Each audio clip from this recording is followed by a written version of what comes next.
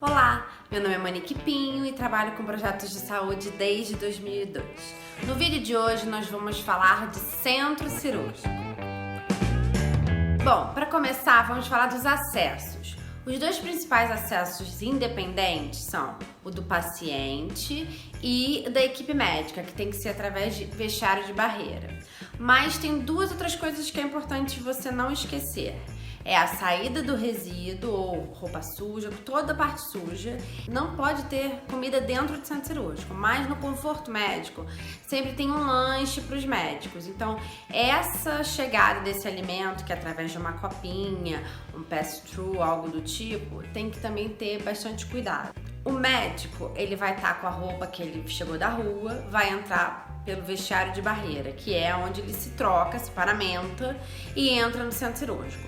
O paciente normalmente já vem do quarto com aquela roupa, né, própria para a cirurgia, e ele entra pela porta principal. O ideal era que a gente tivesse como se fosse um pass-through mesmo, ou seja, a maca suja passaria escorregando assim para uma maca limpa. Alguns hospitais têm isso, mas nem todos têm isso. Aí o paciente, quando ele entra, ele é recepcionado pela enfermagem, pelo anestesista, e ele vai para o RPA, que é repouso pré e pós-anestésico, ou seja, é lá que acontece essa parte toda de anestesia e a recuperação também é feita lá.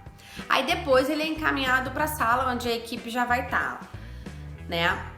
O posto de enfermagem, ele tem que ficar próximo a esse RPA, porque é onde é feito todo o controle da equipe de enfermagem.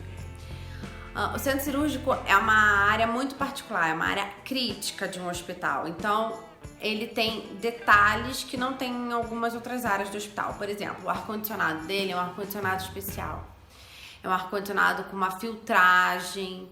Ele não pode ser compartilhado com nenhuma outra área do hospital. Então, normalmente, a área técnica do ar-condicionado do centro cirúrgico é uma área grande, é uma área que ocupa espaço. E essa área técnica, ela não pode dar acesso para dentro do centro cirúrgico. Ou seja, tem que ter um acesso externo, entendeu? Às vezes até em cima, quando é no último andar, ou então um pavimento intermediário, essas coisas. Os materiais, vamos falar sobre eles.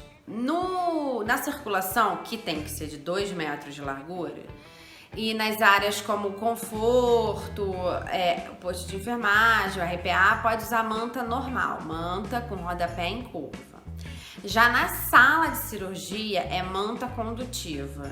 A manta condutiva é uma malha de cobre que fica embaixo assim da manta e ela ajuda na dissipação da energia estática.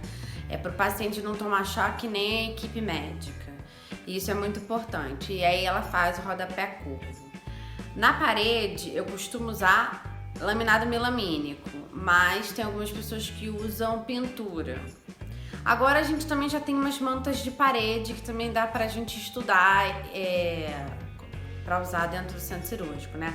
Ou seja, tem que ser de fácil limpeza e manutenção. As portas normalmente são portas de 1,20 m e de vai e vem, não tem maçaneta. Outra coisa importante é o uso de aço inox. Tudo que precisar de bancada tem que ser em aço inox, tá? A escovação, que é aquele tanque profundo onde eles lavam as mãos, também de aço inox, com torneira, de preferência de cotovelo ou acionamento através de pedal ou eletrônico. Ou seja, o médico e a equipe médica não podem tocar. Na área do posto de enfermagem, conforto médico, eu procuro usar nas bancadas sempre laminado melamínico e alguma coisa de granito se for necessário, principalmente esses pass-throughs que eu estava explicando sobre a copa. Os gases medicinais são bem importantes no centro cirúrgico. Então toda sala cirúrgica tem determinados pontos, de preferência em 2 paredes diferentes, e a central de gases é externa. Em hospital, normalmente, a gente tem uma única central de gases que atende o hospital inteiro. Então, não é por compartimento, né? Ou seja, por área. Não tem a central de gases dentro da UTI, dentro do centro cirúrgico. É um para tudo. O lixo e a roupa suja, normalmente, vão para a sala de utilidades, que é um expurgo maior, onde fica toda essa área suja. Então, tudo sai por aí. E é por isso que a gente tem que ter bastante cuidado na hora de projetar isso para que não tenha cruzamento de fluxo. O DML é exclusivo do centro cirúrgico, assim como outras áreas críticas do hospital, que tem que ter sempre o DML exclusivo. A saída do paciente é feita normalmente pela mesma porta que foi a entrada, né? Mas quando a gente tem UTIs muito próximas ao centro cirúrgico, às vezes tem um acesso exclusivo do centro cirúrgico até a UTI. Falando de centro obstétrico, que é o mesmo princípio, mas normalmente também tem esse acesso direto, normalmente não, quando a gente consegue, né? Porque nem sempre a gente tem essa área, mas tendo a área, fazendo um projeto do zero, você pode já fazer um acesso exclusivo do bebê saindo do centro obstétrico para uma UTI neo. Só completando, em relação a parto normal, você normalmente tem uma área que a gente chama de quarto PPP, ou vários quartos PPPs, que é pré-parto, parto e pós-parto. Isso é para parto normal e natural, e hoje em dia tem uma linha muito forte sobre isso.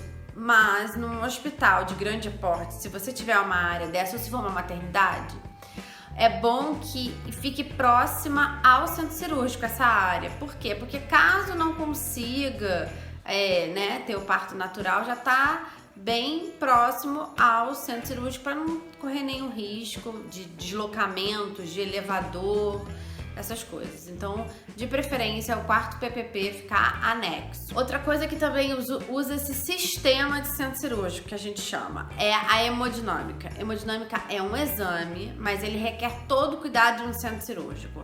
Então, tem a troca, a paramentação do médico, tem uma entrada exclusiva do paciente, tem um repouso, então isso tudo, mas não precisa ser feito dentro do centro cirúrgico propriamente dito. A gente cria uma outra areazinha, só que é bem parecida a ideia, entendeu? O sistema, os gases, o ar-condicionado, é tudo a mesma coisa. Me perguntaram outro dia sobre centro cirúrgico fora de hospital. Só existe um tipo, é o oftalmológico.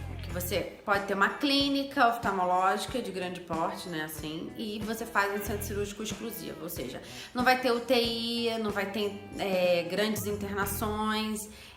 Por quê? Porque é um outro tipo de cirurgia, e normalmente os oftalmologistas não gostam de misturar oftalmologia com outros, porque é uma cirurgia externa, é diferente. Então, é o único centro cirúrgico que é fora do corpo de hospital, e ele pode ter uma área de esterilização pequena, para caso aconteça algum imprevisto na hora da cirurgia. Do contrário, não existe central de material esterilizado dentro do centro cirúrgico. Você tem, às vezes, um pass-through, uma passagem que já dê direto a central de material esterilizado, né, a parte dos materiais, ou então você tem um arsenal, um almoxarifado só para guardar os materiais esterilizados dentro do centro cirúrgico.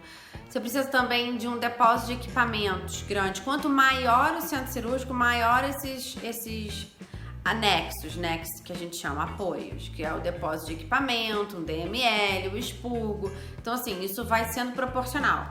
Então, a RDC 50 te dá o mínimo, mas você tem que saber, se eu quero um centro cirúrgico com 20 salas de cirurgia, triplica aqueles valores mínimos ali de área, entendeu? Bom, eu acho que sempre vão surgir dúvidas, não é um assunto fácil. Eu vou fazer mais 2 vídeos sobre centro cirúrgico, porque eu filmei um centro cirúrgico que eu fiz, oftalmológico, eu vou fazer um tour, tanto com o olhar do paciente como com o olhar do médico. Não tem nada, não estava acontecendo nada, tava tranquilo. Então, os próximos 2 vídeos são sobre ainda esse mesmo assunto, mas eu vou fazer um tour, tá bom? Nos vemos nos próximos vídeos. Abraços!